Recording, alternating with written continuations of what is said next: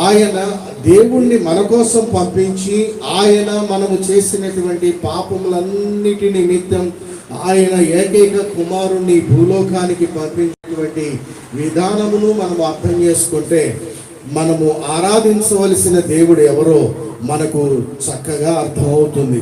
కనుక ఈరోజు అనేక మంది ఆరాధనలు చేస్తున్నాము అని అనుకుంటున్నారు, కానీ చాలా మందికి డైనమాలో ఉన్నారు. చాలా మంది అనుమానం, మనము చేస్తున్న ఆరాధన కరెక్టేనా కాదా అనేటువంటిది. కానీ మనము చేస్తున్నటువంటి ఆరాధన యథార్థమైనటువంటిదిగా ఉండాలి అని అంటే మొట్టమొదట మనము సత్యాన్ని గ్రహించాలి.